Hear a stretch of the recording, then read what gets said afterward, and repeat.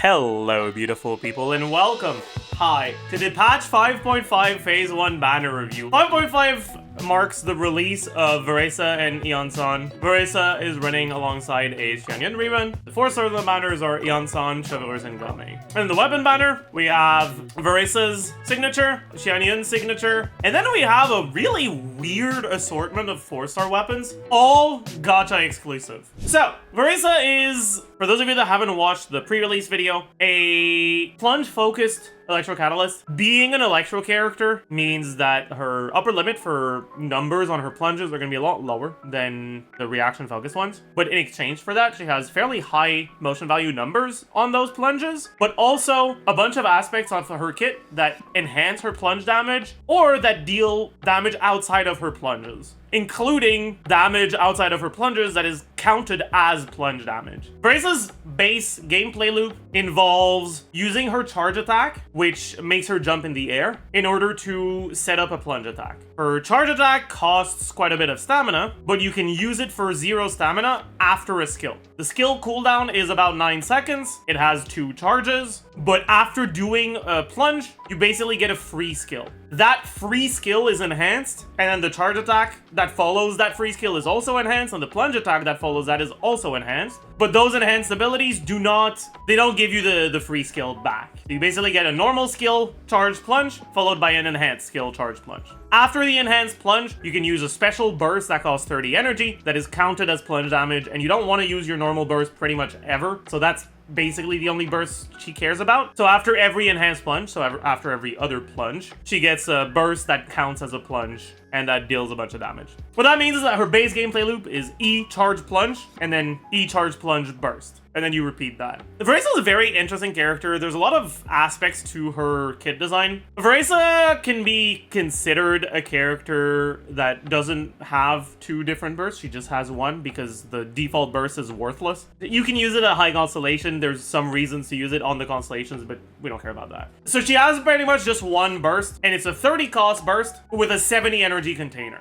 Because of that, you can think of her as being able to hold more energy than her burst costs, which gives you a lot of flexibility in your ER requirements. Most characters, you need to have exactly enough ER to get your burst back, and if you don't, you break. If you need 150 ER and you have 149, it means that when you swap back to your character, you'll be missing 1 energy, and the only way to generate that energy is to either get lucky and get a 1 energy proc from normal attacks, which technically can happen, but it's kind of unreliable, or wait for one of your skill cooldowns so that you can use that skill and generate more particles. That guarantees that it extends your rotation by pretty much 1 skill cooldown's worth of time. On a character like Varesa, if you have 1 less energy than you need, it does not matter. Because all that means is that instead of 70 energy, you'll have 69. But it only costs 30 to use your burst, so who the f cares? Now, what all of this means in practice is that you will end up in situations where most of the time, you don't actually need the ER requirements that you would calculate based off of generating enough energy to break even. Because you almost always kill the enemy somewhere in the middle of your rotation, so you'll generate more energy than you need to use, basically. And that creates a situation where, unless your energy generation is like really, really bad, you generate like 30 energy per rotation, like in solo Electro Varesa teams, you honestly just don't need ER, which I think is a really interesting mechanic.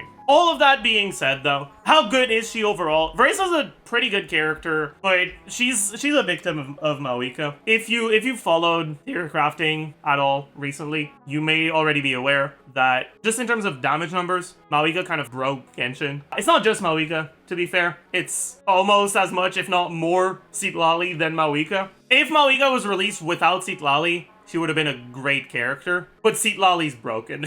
And just in terms of damage numbers, Maoika is so powerful that most carries are closer in terms of just damage numbers to Ayato than they are to Maoika.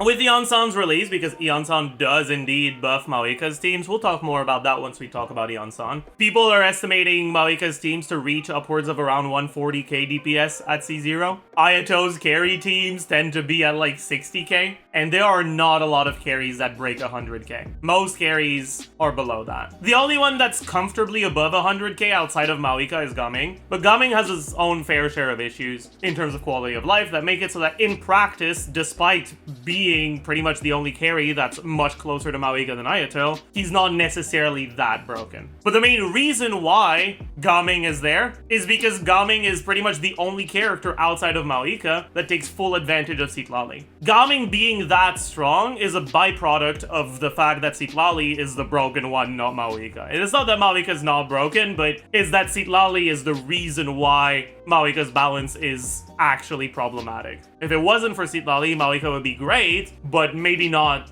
broken. Anyways, Maoika having that damage ceiling so high makes it so that evaluating carries, it adds a lot of nuance. Because if a character is like significantly below Maoika, but they're close to other carries, can you really say that they're worth going for, right? If what you care about is meta only, there's pretty much no reason to go for Varesa, because the team with the highest ceiling at C0 by far is Maoika, and a Neuvillette team is not that far from other characters, but has all the quality of life that Neuvillette has. If you've been on stream at any point lately, you may know that despite all of Maoika's bullshit, I still consider Neuvillette to be a stronger character overall because of the amount of quality of life he has and because of how easy he is to play. If all you care about is optimal meta stuff, you want Maoika and you want Neuvillette, and there's no reason to go for anything else. Except there kind of is.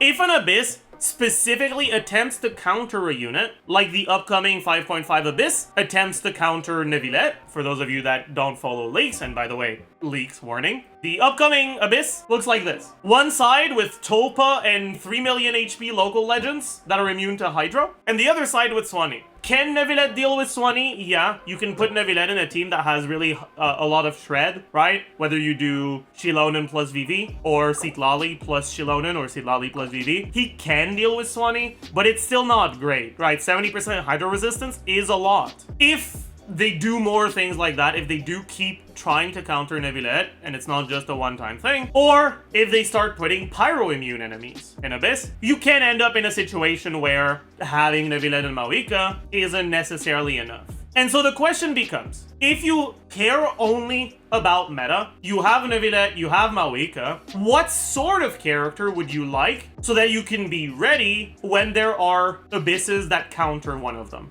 And I would say Varesa is one of the characters that can fulfill that role. One of the biggest issues with Varesa is that some of her good teams use Maoika's support. From what I've seen so far, Varesa's best team is Chevreuse with Maoika, right? Varesa, Chevreuse, Iansan, Maoika. But the downside to that is you're not able to play Maoika carry on the other side if you're playing Maoika support. And it is significantly worse than a Maoika carry team, even a Maoika, Iansan, Bennett, Rosaria, right? Without other 5-star characters. And that's a team that uses Iansan. So just in terms of damage, it is going to be worse than your other options. But it's a lot of electro damage. The thing is, even against power-resistant enemies, it's generally gonna be weaker than Maoika carry, unless that power resistance is, like, actually really high. An enemy with 30% power resistance is still easier to kill with Maoika than with Varesa. An enemy with 50% power resistance, if you have Xilonen, probably still easier to kill with Maoika than Varesa. At 70%, they're probably pretty close, and above that, Varesa is probably better.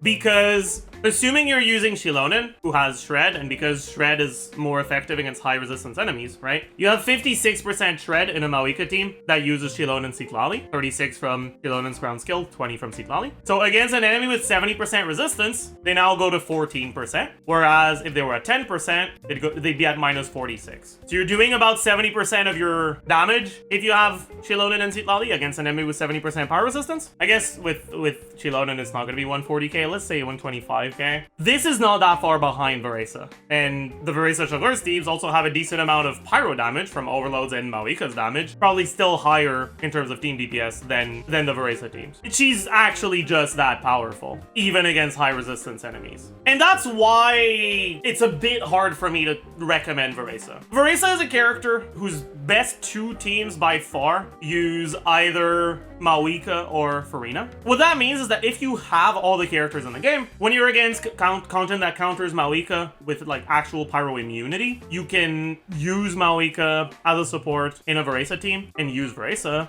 but pyro immunity means that it's not gonna be that good. Or you could use Furina, but that means Neuvillette doesn't have Furina anymore. That's not the end of the world, but it does hurt Neuvillette's teams. If you're against content that counters Neuvillette, you can use Furina with Varesa. However, you really want to use Iansan, which may weaken your Maoika team. So she's not necessarily the best character for an account that's focused only for meta and that wants to have alternatives when content counters Maoika or Neuvillette, because there's a decent amount of overlap in her teams with the Neuvillette and Maoika teams. I think that, again, right, when you're focused only on meta, if you're trying to figure out the sort of teams you can play when content counters Neuvillette or Maoika, the go-to is going to be Hyperbloom. Hyperbloom is a team that has no overlap whatsoever with Neuvillette or Maoika's best teams. The optimal Hyperbloom teams being double Hydro with Singto, Yelan, Nahida, and then either Kuki or Raiden. And then the question is, how does Varesa compare to those Hyperbloom teams? Varesa's ceiling at C0 or 0, like relatively high investment, is higher than Hyperbloom, but that's assuming you have constellations on your 4-star characters. And this is why this banner is so good for her, because Varesa's best team uses Iansan and Chevreuse, and both of them have very good constellations. If you don't have C6 Iansan and C6 Chevreuse, Varesa's teams are very far in damage from Hyperbloom, and often will be below. Because of that, I'd say that just in terms of meta, even though she has teams that are actually pretty good, right? If Maoika didn't exist, Varesa is a character that is actually fairly strong compared to a lot of other carries. If you want to compare her to Chlorinde, Varesa has, from what I've seen, a slightly higher ceiling, but with a bit less team versatility. Her team options are a bit more limited because her suboptimal teams are weaker than Chlorine's suboptimal teams, but her optimal teams are stronger than Chlorine's optimal teams. But I'd say she's very similar in power to Chlorine. But from a purely meta perspective, it's not really enough to justify pulling. Now, a lot of people, most people actually, care about meta, but not as the only thing they care about. Most people, even those that say they don't care about meta, still like it when the character they like does damage. As much as Ayato mains like Ayato, they would not be unhappy if he was buffed. It's just that they will play a character despite them being weaker. But people still care about meta. So what about Varesa as a character for someone who does care about meta, but not to the point that they will only play optimal stuff? I'd say that she's honestly one of the better ones. She's definitely a character that is generally kind of easy to play from what I've seen. Yeah, overall, she's just kind of nice. If you're someone who really likes Varesa, you'll probably be relatively satisfied with her performance. But yeah, and then last thing I want to talk about for this banner is her early constellation performance, because it actually matters a lot. Most of the time, character early constellations are something that you generally only really consider if you really like the character. But the thing with Varesa is the 4 stars on the banner are so goddamn good that I think a lot of people are going to end up with Varesa constellations. So let's talk about how good her early constellations are. Her constellation 1 effectively makes her plunges deal more damage. Her Ascension 1 passive makes plunges deal more damage. It makes the buffed plunge that you get after a buffed skill deal 180% of her attack more damage, and the normal plunge deal 50%. But this does not apply to the plunge damage you get from the special burst. The C1 makes it so that this 50%, right, doesn't exist anymore. It's always 180 instead, and it applies to the special burst. So in a rotation where you do 2 non-buffed skill charge plunge and 2 buffed skill charge plunge, which is her default rotation, it's effectively 130% more motion value 2 times, turning those 50 into 180, and 180% 2 times, adding 180 to the burst. All in all, it's somewhere around a 10-ish% upgrade, but going for her constellations might mean Iansan constellations. and Iansan constellations can also be an upgrade. We can actually talk about the gap between C0 and C6 Iansan for her. It's almost a 20% upgrade to Varesa's damage. And if we also take a look at C0 Iansan, C0 to 5 Chevreuse versus C6 Iansan, C6 Chevreuse, 40%.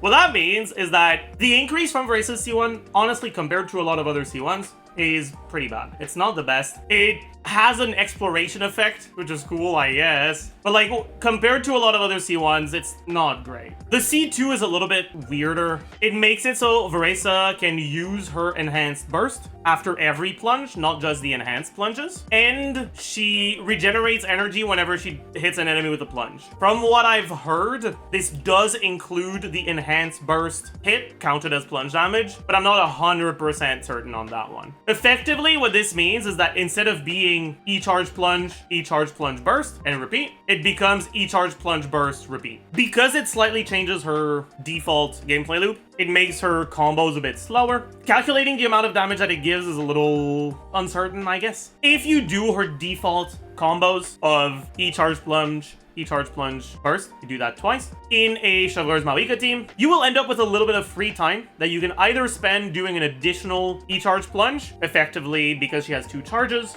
borrowing from the next rotation, the same way that Navia can, or you can do a little bit of spinning on Mawika. With the C2, the additional time you spend using your burst kind of fills that downtime, but that downtime might not be there to begin with, because if you have to dodge, if you get staggered by an enemy, which slows down your rotations, there's a lot that can lead to the C2 performance varying a lot. It can be anywhere between like only a 5% increase to 30% increase, depending on the sort of situation you're starting from. In practice, I'd say it's a pretty okay constellation. It's not the best, but it's fine. I haven't looked that much into how it interacts with Xianyun teams and potentially just doing plunge Q spam, like skipping the E charge. I don't think it'd be that big of a difference though, because you will consume your Xianyun charges way too fast with something like that. Anyways, her constellations past that are, I'd say, pretty decent. In any case, that's pretty much all I had to say about Varesa, so let's talk about Xianyun. Xianyun is a character that, as we've talked about when she came out, with C6 Bennett, allows any melee character to be an okay-ish carry. That is still very much the case, arguably even more so because of Citlali's release. Citlali allowing you to do melt plunge teams instead of the vape plunge teams you could do with Farina. Any character that can benefit from Bennett's melee infusion can be used in this team and end up with enough damage to clear content. People often like using Diluc here because Diluc has one of the highest plunge multipliers and base stats that are relatively favorable for plunge teams. Diluc is not actually the best infuser for this. The best one is actually Freminet. Fremine's Constellation 3, I think, buffs his normal attack plunge multiplier so that it's about as good as Diluc, even a little bit better. His base stats are a bit worse, but the fact that his skill applies cryo allows him to get a melted plunge from Citlali, then use his skill, and then get a plunge from his own cryo application before the next cryo application from Citlali. So he can effectively get one more plunge. In these teams, you're gated at 7 plunges from the 7 applications that Citlali has off field. Freminet gets you an 8th one. The problem is there's not a lot of leeway when it comes to the execution of that combo. The animation for Freminet skill jump plunge is almost 2 seconds, which means you have to use it right after the Citlali hit and do it quickly before you get the next Citlali hit, otherwise it doesn't lead to one more stack. In practice, honestly, they're pretty similar. And then all the other melee characters are also usable. They're worse because their plunge multiplier is lower and or their default stats are worse, but there are quite a few characters that can actually use these things. The biggest problem with these teams in general is the energy. If you're using a character like Diluc here, you can't use your skill during your uptime because your skill applies pyro, which yoinks your reactions. You can do it with Farina, but the Farina teams are worse in terms of damage. What that means is that you effectively generate pretty much no energy from him. You don't want to use too many skills on Bennett, and that makes it so that your Xianyun ER requirements are really high, and so are your Bennett's ER requirements. ER requirements on Bennett so high that even with Skyward Blade full ER build, you're gonna struggle. Like 300 plus ER requirements is what we're talking here. Which means that in practice with these teams, very often you end up doing your rotation, getting your damage, and then spending like 5 seconds batterying your characters, which makes them perform quite a bit worse. Because of that, they're not particularly great teams, but they're still fine enough to clear stuff. Like if you really like a carry that's a bad character, like Diluc, like Freminet, like Kave, whatever, right? And you want to be able to use them in a team where they are the one doing the damage, but you're still clearing in time, Xianyun is actually probably your best option. Other than those teams, Xianyun's main use is with the plunge carries. She can be used as a healer for Farina. The problem is that unless you're playing a reaction focused team with Vape or Melt, getting plunges on your characters is just not that big of an upgrade to their combos. Most carries either actually have good combos by default, so getting plunges instead doesn't make that big of a difference. Or if they don't have good combos by default, they do their damage without being on field. An example of a character that could benefit from Xianyun is Yai, for example. Yai doesn't have great combos. The question is just, is using Xianyun so you can on-field Yai more damage than using a different character that spends more time on field themselves? And the answer to that is often no. But if you want to spend more field time on a character like Yai, it is usable. It's just not going to be that great. But yeah, so outside of that, the sort of characters that use Xianyun are the ones that use plunge as part of their default gameplay loop. So you don't benefit from Xianyun allowing you to jumping higher, but you do benefit from the fact that she's a VV healer that can potentially use TTDS and that gives more damage to your plunges. So the plunge carries we have right now are Gaming and Xiao, and we'll also obviously have Varesa. Now the Xianyun Varesa teams are not as good as the Chevreuse ones, but that's assuming you have constellations on your Chevreuse. If you don't have constellations on Chevreuse, they're actually pretty similar, if not competitive, sometimes even better, depending on the scenario. So she can be used for Varesa teams. If you really don't like having constellations on characters, and you want to keep going on the banner to get Iansan or Chevreuse cons, Iansan can be a nice pickup for Varesa players. And then looking at characters that are out right now, Xianyun is fairly good for Xiao, but honestly, I think she's the character that's the most at risk of getting removed from Xiao's teams. Xiao's best team right now is Xianyun, Farina, Farazan. Farazan just gives you way too much, so I highly doubt she's the sort of character that'll get removed. And then Xianyun, the main reason why she's good in Xiao teams is because she's a healer for Farina. So if you remove Farina, Xianyun isn't really that great anymore. Now, would it be possible for Hoyo to design a character that changes Xiao's optimal teams,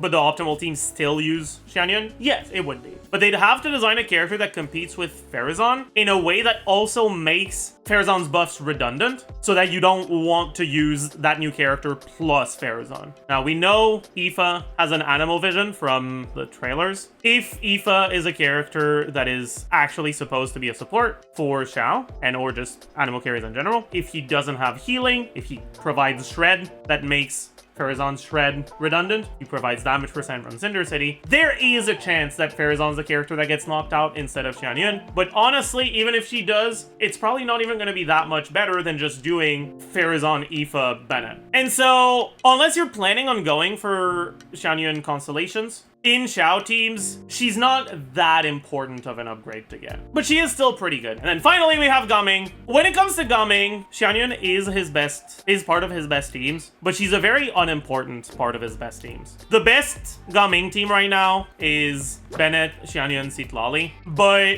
Gaming is kind of the GOAT, and it's very, very easy for him to quickly kill a first wave in multi-wave content. Looking at the current Abyss, that buffs plunge damage on top of that, this Floral Ring Dancer dies from the first or second plunge, which means that whatever VV you got from Xianyun will be gone after that, because it's a new wave. On top of that, getting the VV setups is a little bit more complicated, and it's not full uptime either, which means that in practice, there's actually very good reason to use units that are a little bit more chill to play, that require less complex setups, and that have buffs that actually last for the whole rotation. Despite Xianyun being part of Gaming's best team right now, I tend to dislike playing her compared to Xilonen, compared to Diona, compared to Rosaria. And once Iansan comes out, compared to Iansan as well. So all in all, she's okay. She is part of his best teams, but they are more uncomfortable, so I don't actually like them that much. What that means is that right now, the teams where you play Xianyun are Gaming, but she's not that important. Xiao, but she's not that important, and she's likely the first of the characters in that team to get replaced with future character releases. Varesa, but Varesa's Xianyun team is worse than her min-maxed Chevreuse team, and whatever bad carry you want to play. But obviously those teams won't be all that great, they're just a way to make your bad carry function. In other words, Xianyun's not a character that's all that great. Just meta-wise, she's not particularly worth considering. Her main upside is just how much she does for the bad carries. Oh yeah, I actually forgot about Hu Tao. Nowadays, Hu Tao is up there with Xiao as the characters that care the most about Xianyun, but Shilonen's release gave you competition. I tend to like the Xianyun and the Xilonen team about as much as each other, but obviously if you have C1 on Hu Tao, the plunge combos aren't as good anymore because you want to dash cancel to take advantage of that C1, which means that Xilonen becomes better. And at this point in 2025, there's not much of a reason to pull for Hu Tao as a meta character, so most people that pull for Hu Tao are just people who like Hu Tao, and people who like Hu Tao are a lot more likely to have that C1. And so for most people, I think you're gonna end up preferring using Xilonen. All in all, she's alright, but she's not something you need to get. Yeah, I forgot to talk about the Xianyun constellations, you're right. Xianyun C1, her skill cooldown is 12 seconds, which means that if you use 2 per rotation, that's a 24-second rotation. Generally, it's a bit annoying to do. Perfect rotations don't really benefit from this that much, but it does add a lot of flexibility, and it makes her, especially her teams that struggle with energy, like the Luke / Freminet / literally any melee character plunge carry teams, it makes them a lot more comfortable to play. It's also a great exploration constellation, I guess, but honestly, it doesn't beat the Natlan characters' explorations, so who cares? But yeah, all in all, it's fine, but it's more of a quality of life constellation than anything else. Her C2 is pretty big. It basically doubles the amount of damage she provides with her Ascension passive. It starts at 200%, capped at 9,000. With this, it goes to 400%, capped at 18,000. This is her big constellation, honestly. It's pretty good. If you want to know how much damage you're getting from this, it's actually something you can look at in practice. You don't even need to calculate it. If you go into any sort of AoE content, we get 100k on one and 60k on the other. Because Xianyun's buff only applies to one target, you can look at that difference in damage between the target that gets hit by it and the target that doesn't. And that's the amount of additional damage you'll gain if you get her C2. Alright, so 80k on one, 50k on the other, 67k, 101k, right? So it's a 34k difference, which means that I would gain an additional 34k to that 101 and go to 135. So it's one of the constellations that's the easiest to get a feel for how much it's doing. Technically, it's actually a little bit more than that because it also gives you 20% attack. Anyways, C3 doesn't matter. Her talents don't matter because you already heal enough and you don't really do a lot of damage. And her buff is on an Ascension passive, not a talent that gets leveled up. So it doesn't go up with talent levels. Is C4 just more healing? That's worthless, what the hell? Yeah, and then C5 is also pretty bad. And finally, C6 allows you to play her as a carry, but she's not very good as a carry, even at C6, so it's kind of whatever. We can talk about Gaming now. Gaming is a character that has a really high ceiling. Outside of Maoika, he's the highest in the game. That's because he's got amazing synergy with Citlali. But he's also got some problems. He's actually pretty much the exact opposite of Varesa when it comes to energy. Varesa is a character who uses her burst at the end of her combo, and where if you are a bit lacking in ER, it takes many rotations for that to become a problem. But on top of that, even if you don't have enough energy for your burst, it's not that big of a deal, honestly. You just lose a burst, and it is what it is. Gaming uses his burst at the start of his rotation, so rather than having the possibility of getting the energy from a skill, but killing the enemy before you need to use that energy, you might kill the enemy before you're done using your skills, have used all the energy from needing to use your burst, but not gaining the energy from your skills. On top of that, Gaming is a pyro character. That means that his best teams when it comes to plunge are gonna be the melt or the vape teams, which means that you gain the possibility of either being against enemies that don't allow you to get your reactions, enemies that have innate auras that are not cryo or hydro. But also, it means that if the enemy self-applies an aura at some point, it might f your reactions. If the enemy dodges your application for some reason, it might f your reactions. If you have your execution a little bit, you might lose your reaction. This Abyss actually has quite a few of these issues showcased. In each of the chambers on the second side, which is the side that's better for him because of the plunge damage, you can run into one of these issues. The Terrorist Room self-applies Dendro. Now that doesn't remove your cryo, but if you trigger melt on an enemy that has Dendro and cryo on them, that triggers burning, which will make you lose your next plunge, or which will make you lose your next reaction, because the burning aura interrupts the cryo application.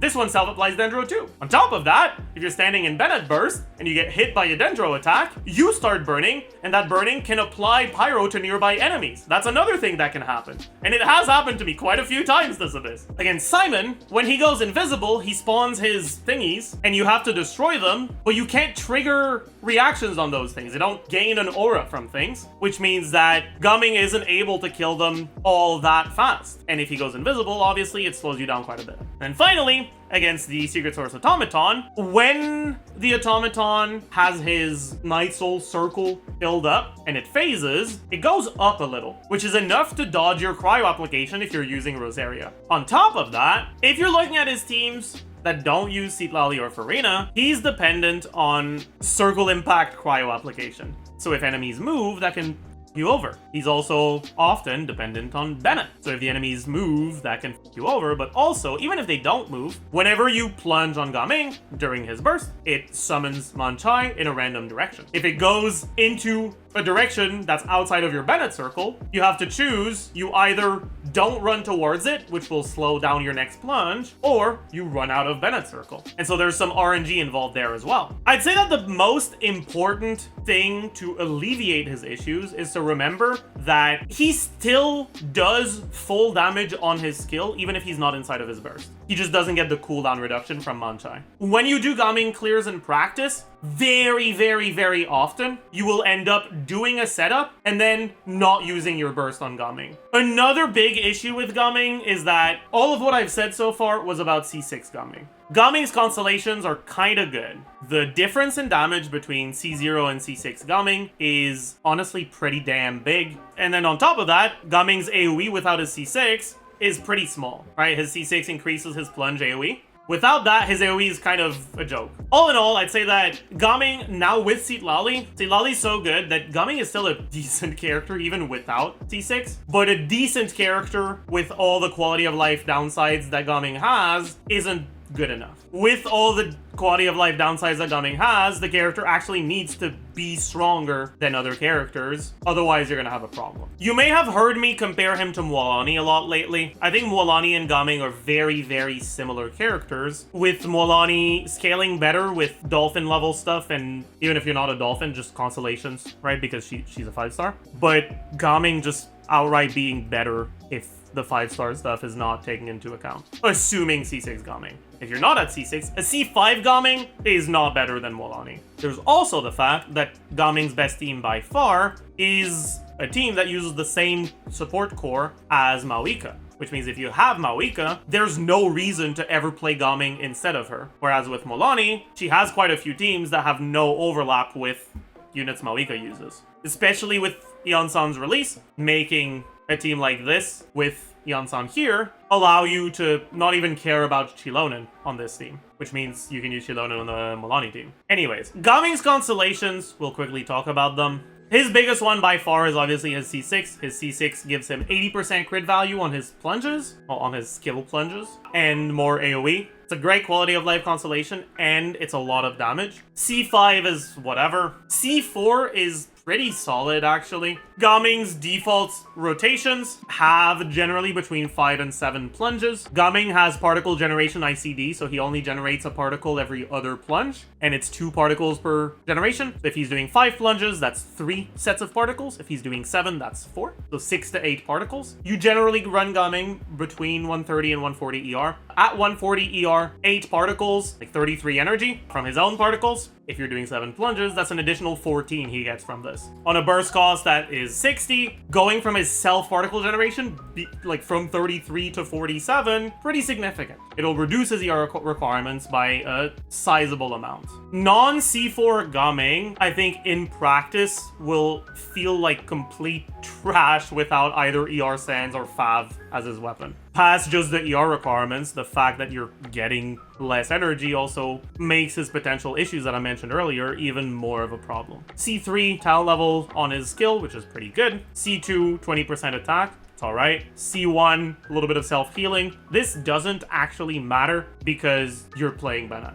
Yeah, I guess if you're playing Marechaussee, it generates one more stack. But honestly, you should be fully stacked on Marechaussee before you even get the C1 proc, because you shouldn't play Marechaussee unless you're using him in a Farina team. Now, we talk about the real highlight of the banner, which is Iansan and Chevreuse. So, Chevreuse is one of the characters with the simplest kits in the game. She is a character who gives shred and attack percent, and that's it. Her personal damage is kind of a joke. It's not completely insignificant, but it's not particularly great. And outside of her personal damage, she gives a little bit of healing, but the healing isn't that great. It's just fine. And outside of that, what she gives is resistance shred and attack percent. How do those work? Her shred happens whenever you trigger overload, but only in teams that use only pyro and electro units. And her attack percent happens when you hold your E after having triggered an overload, which I think is something a lot of people tend to forget. You have to trigger overload before you use Chevreuse if you want to get the attack buff. It doesn't say it in here, but it says after you fire an overcharge ball, and the condition for your skill to fire an overcharge ball is to have triggered an overload.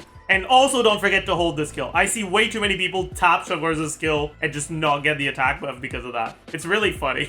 The main use of her burst is if you're playing her in a team where your only way of applying pyro is to go on your carry or use a buff that doesn't last for that long, you can use her burst as part of your setup on the first rotation because it can be the pyro application you need to trigger overload, either triggering overload itself or applying pyro for your electro character to trigger overload. And also, yeah, you can give her noblesse, which also makes it so that it gives 20% attack. Yeah, the main use of her burst is honestly just setting up the 40% attack buff from this by triggering your overload. Yeah, I guess it also has a bunch of hits, so it's nice against shields, against Papilla, stuff like that, and it's good for proccing Fav as well, yeah.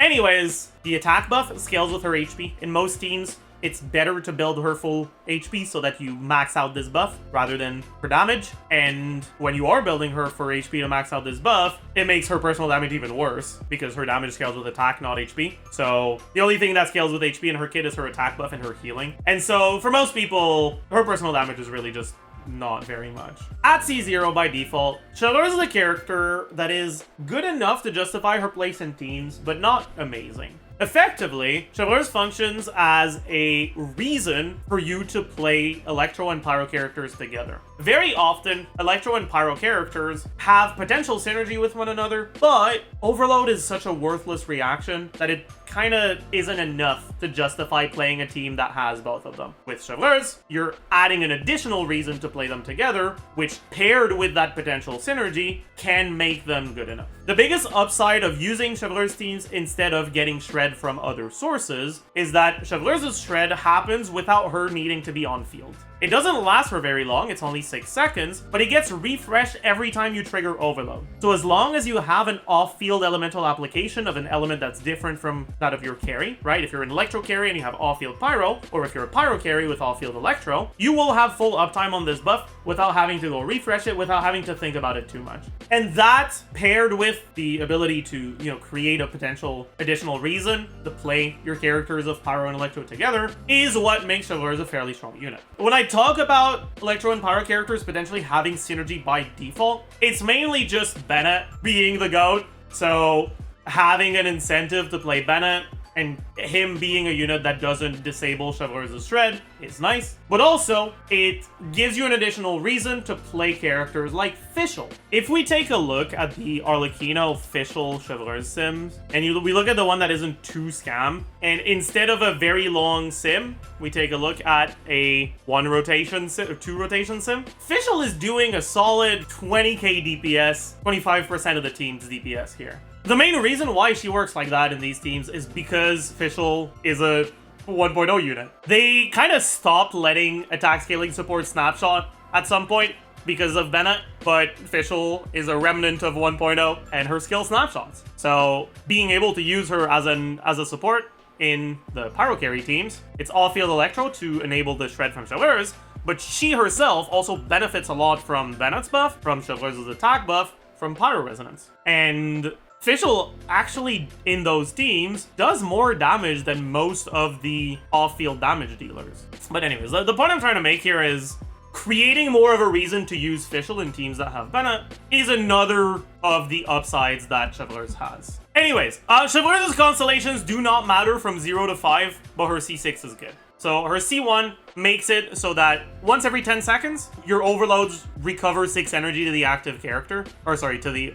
character that triggered overload. The biggest problem with this is that it's not consistently going to hit the same unit, and if your units need the energy and it doesn't consistently hit them, you can't rely on this, so you need to build the ER so that you can burst even without the proc on this. But if you have enough ER that you can burst even without the proc on this, then this doesn't do anything. So her C1 is kind of bad. C2 gives her a little bit more damage on her hold E. It also gives her a bit more application on her hold E, which can change some of your setups a little. C3 is E talent levels. It increases your healing and the skill damage a little, but it's mostly the healing that matters. C4 lets you do additional hold E's. It lets you do 3 hold E's instead of 1, but the additional hold E's do not generate energy, which means that it's not really necessarily worth using. It's only worth using if you're building her for damage, but in most teams you're not building her for damage, and this is not enough of a reason to build her for damage. It's kind of just a thing you can do, I guess. Burst talent levels are pretty worthless. And finally, her C6. Her C6 gives 20% pyro and electro damage.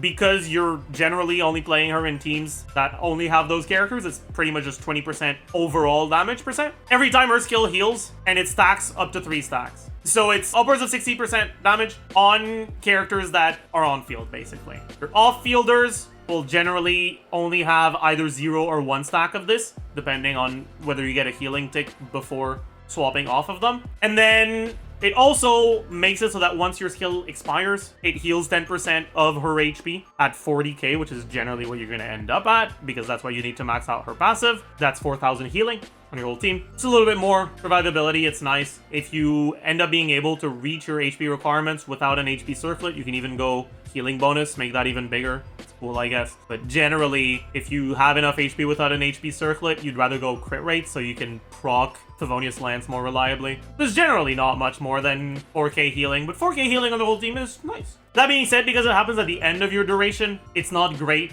to enable Farina Fanfare Generation, so it's still not like all that useful as healing for Farina.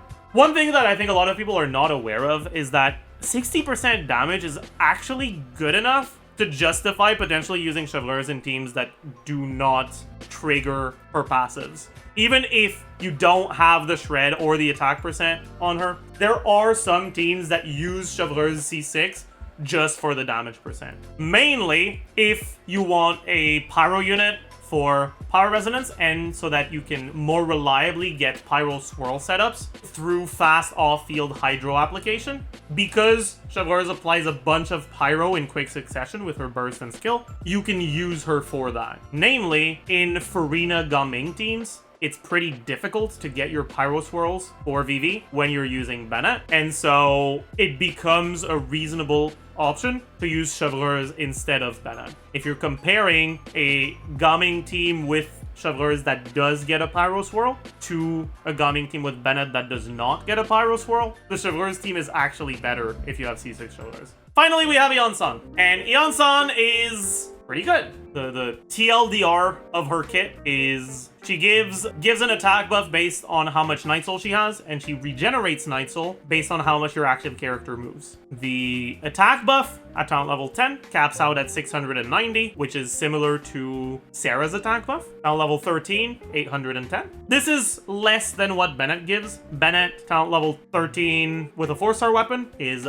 about 1,000 attack. With Aquila Favonia or Mistsplitter or whatever, it's around 1,200 attack. So it's less than that, but in exchange, she's a Natlan character. and she has constellations that actually do things other than the talent levels. Her C1 kind of doesn't matter too much. It helps her ER requirements, but in most teams, her ER requirements aren't that big of a deal anyways, so it doesn't matter too much. Her C2 gives you 30% attack, your active character. Her C4 makes you regenerate some Night Soul after using Burst on at least one of your characters, which helps characters that don't move as much keep more of the attack buff. Her C5 is the talent level constellation that gives you 120 more flat attack on the count. And her C6 gives you 25% damage to your active character whenever you trigger overflow on the Night Soul. Whenever you move so much that you generate Night Soul to fill up your bar, you get 25% damage to your active character for 3 seconds. That means that on characters that don't move a lot, you might trigger it once at the start, but you won't have full uptime on it. And on characters that do move a lot, that's full uptime, 25% damage. How good is Iansan? She's a pretty good character. Unfortunately, she's not Bennett. She won't really be able to replace Bennett in a lot of the Bennett teams. But if your Bennett isn't available, it gives you an option that isn't that much worse, and she can be played with Bennett. You may have heard already that Mawika's best team will likely include Iansan. Xianyun is going bye-bye. Xianyun's buff, well, I guess her debuff, is redundant because Sidlali shreds already, and the most important part of shred is the first few points. After that, it becomes much worse. And because of that, Iansan is looking to be an upgrade over Xianyun in these teams. Seems like it's going to be about a side grade if you get C2. And an upgrade, you get C5 or C6. The nice thing is that if you don't like Bennett, while she won't be an upgrade over Bennett, it won't be that much worse. So you finally have a reason not to use him, I guess. The problem is, while she does technically have a bit of healing, right? She heals 60% of her attack once every 3 seconds for 10 seconds. This is not a lot of healing. And if you look at the healing amounts of attack scaling healers, like Jean, for example, the continuous healing, 45% of her attack plus 338. Now, a character like Iansan can end up with above 3,000 attack. 338 is like about a bit more than 10% more. So this is pretty much a similar amount, about 60% of attack as well, except this happens every second, and this doesn't include the initial AoE healing on the burst that is literally 10 times bigger. 60% of 3,000 is 1,800. It's not a lot, and you don't really want to run a healing bonus circlet. You generally want to run either attack percent circlet, or if you reach the attack you need for your to cap out her passive without an attack percent circlet, probably crit rate circlet so you can proc fab more reliably. All this to say, this amount of healing is nothing. So if you end up replacing Bennett with Iansan in a team that doesn't have a healer other than Bennett, you will notice just how much Bennett's healing was doing for you. On top of that, this isn't enough healing to properly enable Farina. So if you were using Bennett as your only healer in a Farina team, that's going to be Jover for you. But if you think you can get away without using a proper healer, if you are using a character that can't really get healed, like Arlecchino or Cloend, which are two of the characters that have good Iansan teams, by the way, then she can actually be competitive with Bennett. If you want to know more about her, go check out the pre-release or subscribe. Keep an eye out for the first impressions. Now we can talk about the weapon banner. Waveriding Whirl decreases swimming stamina consumption, which is bad. It's a low base attack, high ER catalyst, which is bad. Catalyst characters that care a lot about ER want FAV. Finally, it increases your max HP based on the amount of Hydro characters in the party. 20% without a single one, and 32 with one Hydro, 44 with two. What that means is that if you have two Hydro characters, this is 44% HP, which is somewhat similar in terms of amount of HP to what you get out of Prototype Amber, right? 41.3, 44, very similar. And it gives you ER, which is similar to what you get out of the Amber passive, that gives you energy, but it doesn't give you healing. The thing about Waveriding Whirl, though, is that because the HP is on the passive instead of the substat, with Refines, it doubles. So it gives 88% HP. So Waveriding Whirl is a good HP-focused weapon, even if you don't care about the energy. But only at high refine. At low refine, it's kind of just worse than Prototype Amber. Even at high refine, it's a lot worse than signatures on characters that care about HP. And getting R5 of gacha exclusive 4-star weapon that is only on the weapon banner isn't something that's all that reliable. All in all, it's an okay one. Next is Flower Wreathed Feathers. decreases gliding stamina consumption, which doesn't matter. It's mid base attack 510, attack percent substat. When using aim shots, the damage dealt by charge attacks increases by 6% every 0.5 seconds. This effect can stack up to 6 times and will be removed 10 seconds after leaving aiming mode. That's up to 36, up to 72 with refines. It's a good amount, but attack percent substat is not all that great. I think the best point of comparison for it is Hamayumi. Hamayumi at R5 increases charge attack by 24, 48 if you're full energy. Sideline is a little bit worse, but it's not too much worse. What that means is that at low refine, it provides less damage than Hamayumi. At high refine, a bit more. But like, these are comparisons to a craftable weapon. It is not bad if you have high refine on it. You also obviously get to keep the full buff even if you use burst. But it's not that great of a weapon. It's just okay. Next up, Mountain Bracing Bolt. High base attack,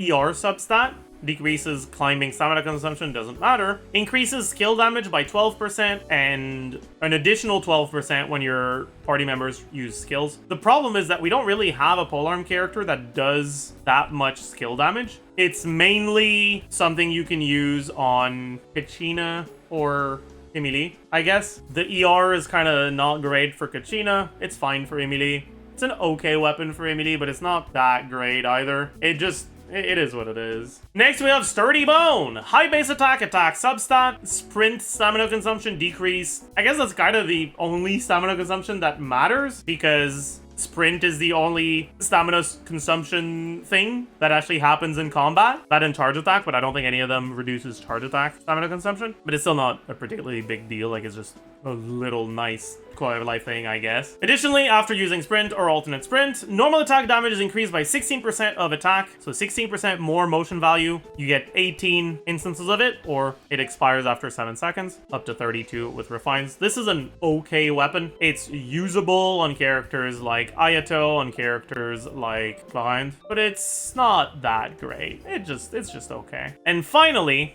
Fruitful Hook. 565 base attack, 27.6% attack, so high base attack, attack substat. Increases plunging attack crit rate by 16%, and after a plunging attack hits opponents, increase normal charge and plunge attack damage by 16%. So it's 16 crit and 16 damage percent for plunge attacks. On plunge focused characters like Gumming, this is goated actually. Gumming does not have access to a signature weapon, and so his best 5-star option tends to be just a generic stat stick, and that makes it so that the great 4-star weapons are actually competitive, sometimes better than the 5-star weapons. And so the question is, how does this compare to Serpent Spine? At R1, it's generally worse, but at R5, 32 crit rate, that's 4.4% more crit rate than what you get from Serpent Spine. 32 damage percent, 2% more than R1 Serpent Spine, 18% less than R5, but you don't have to wait for it to stack up at the start of your chamber. And then on top of that, you get an additional 27.6% attack and 55 more base attack compared to Serpent Spine. So it's outright just better. The biggest potential problem is that it becomes possible to overcap crit with this, but that's an issue you have with Serpent Spine as well. It's one of the reasons why Maréchaussée is not that great on Gumming. That paired with the fact that Crimson Witch is just good. Overall, Fruitful Hook is just pretty good. The biggest issue with it on Gumming is it does not buff your burst damage, and the damage percent only buffs your plunges after the first one. It doesn't buff the first one. For people that are Gumming mains, for people that are, I guess, the Luke mains as well, and that don't want to wait until the day they release a 5-star plunge-focused Claymore character to finally get a proper signature for them, Fruitful Hook is pretty much the closest thing you have to a signature weapon right now. The thing is, it's not that much better than the just stat stake 5-stars. It is better, but it's not that much better. So I still generally wouldn't recommend going for it. Getting 5 copies of a specific 4-star weapon on a weapon banner is goddamn expensive. It's very possible that it takes you double, triple the average amount of wishes for you to get it. Don't bother. And if you do care about Gumming, the best way to improve his teams once you have C6 Gumming is constellations on your 5-star supports and signature weapons on your 5-star supports. Which means that this banner, having Crane's Echoing Call, which is Xianyun's signature, is already a reason to go on the banner if you care about going for, like, vertically investing your Primogems into a Gumming team. Or is it the most Primogem efficient way to increase your damage? Nope. I'd say that it's probably Citlali constellations then Xianyun C2, and then Crane's Echoing Call. But it's not the worst one either, because it's better than going for Seed Lali's signature. But what about for other plungers? If you're using Xianyun with other plungers, how good is this weapon banner for you? How good is Crane's Echoing Call in general? So it's high base attack, highest base attack, right? 741 with attack percent substat. And when you get a plunge, all nearby party members' plunge attack damage is increased by 28%, and it restores a bunch of energy to the character that wears it. So it's basically 28 damage percent as a support weapon and a bunch of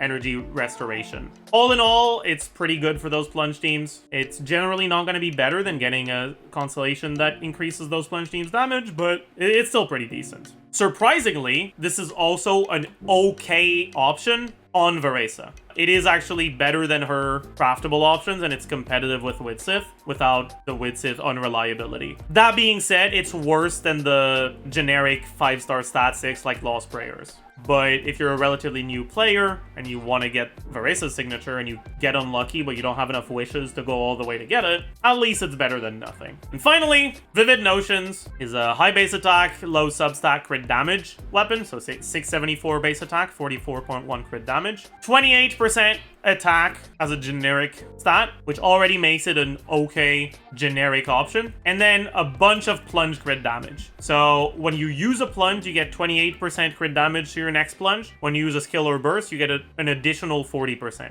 That means that on Varesa, because you always use a skill before your plunge, it's 68% crit damage to your plunge. But from what I understand, you don't get the 28% buff from using a plunge attack on the burst. The special burst counts as plunge attack damage, but I don't think it counts as using a plunge attack, so it doesn't activate this 28%. So it's 68% damage to your plunges and 40% crit damage to your special burst plunge. I'm not entirely sure about this though. It might just outright be 68% for both. They've increased the gap between signature and other options in Natlan. I mean, I guess they started in Fontaine, but it's been even more of a thing in Natlan. Compared to your free-to-play options, it's a little bit north of 30%. Compared to High Refined Widsith, it's like 20% better. Compared to 5-star stat sticks, it's also pretty close to 20%. A bit less than 20%, whereas it's a bit more than 20% compared to Widsith. In general, between getting the signature weapon versus getting an early constellation on Varesa, signature is much better. Signature is actually potentially better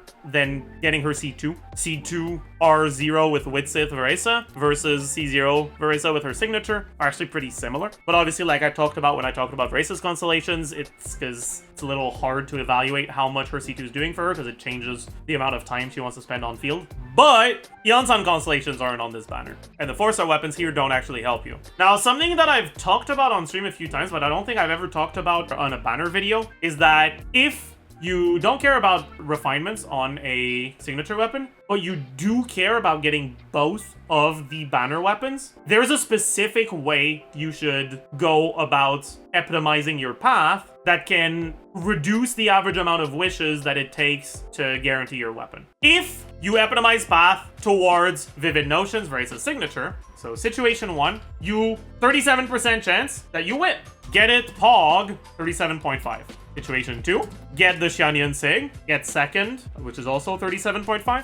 In situation 3, standard, 25%. If either of these two situations happen, then there's nothing you need to do that's different from usual. Because if you get it, now you epitomize path towards the other one, and it is what it is. If you get the other one, you now have a fate point, so you're guaranteed that the next one will be the one you want. However, if you get a standard one, there is something you can do to increase your odds. Because now, you cannot get a standard on the next one from the standard protection. If you don't do anything from this, right? If you don't change anything from the situation 3, you're guaranteed that from your fate point, the next one will be it. And now you put yourself in a situation where you've gotten it, you change your path, and there's a 37.5% chance that you get it on the next one, and a 62.5% that it takes you 2 more. So the total, like, from here, you'll guarantee on the next one, which is 2 5-stars, then 37.5 that it takes 3, and 62.5 that it takes 4. So the odds that it gets 3 are 37.5, and the odds that it takes 4 are 62.5. From, like, assuming you're in the situation 3.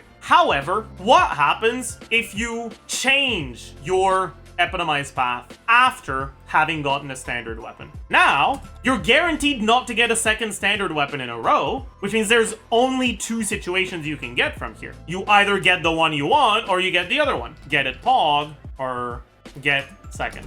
If you get it, alright, no change. You got the one you wanted, it resets your Epitomized path, you change to the other one, and you're back to 37.5 that you get the right one, and 62 that you don't. However, if you get the wrong one here, you're now guaranteed that you get the right one on the next one. So it can't go to 4 anymore. So basically, if you reset your Epitomized path after losing your 75-25 to a standard weapon, you effectively get to gamble on a 50-50 instead of on a 37.562. One of your potential paths takes the same amount of steps, but one of the 3 branches of possibilities now doesn't have the standard anymore. I think this matters a lot for this banner because people that are planning on whaling on Varesa may actually consider getting both weapons. So I think it matters a lot here. All of this to say, right? The only thing you need to remember is if you care about both and you want to get both, when you get a standard weapon, reset your Epitomized path. Anyways, that's pretty much it for this banner review. All in all, this is an incredibly good banner for people who want Varesa because Iansan and Chevreuse are both great in her teams. It's also a great banner for people who like Gaming because Xianyun is one of the ways you can vertically invest into Gaming's teams if you want to spend more Primo Gems in them. And Iansan is also pretty good in Gaming's teams.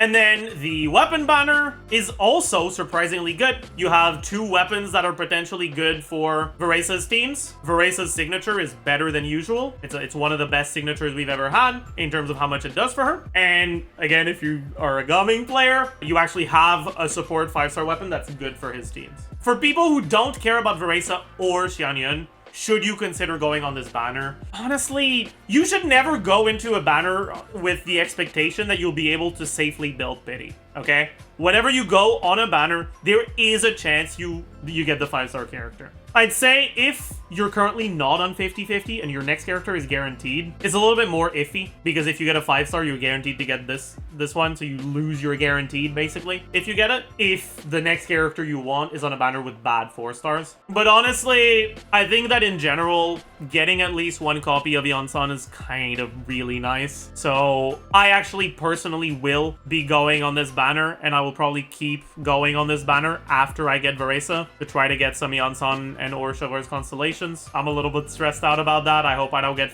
by RNG, but we'll have to see how it goes. As a general banner for new players, I think it's actually pretty good. I've already talked about how Neuvillette and Maoika, if you care only about meta, are generally by a pretty good margin the best carries. But on a new player account, or on a new account, you might not want to wait until their reruns to have good teams. When it comes to how well Varesa's teams performs on new account, because Varesa's teams use Iansan and Chevreuse, and because while the best last slot is Maoika, you can still use Shangling. This is already a functional team for sure. But yeah, so this is actually one of the better beginner banners for sure. The fact that you have 3 units that you're gonna put on your Varesa team, including Varesa, on the banner, and that you can use Pyro MC, which you have for free, means that you effectively, just from this banner, can build a good Varesa team. For Xianyun, it's a little bit less good. If you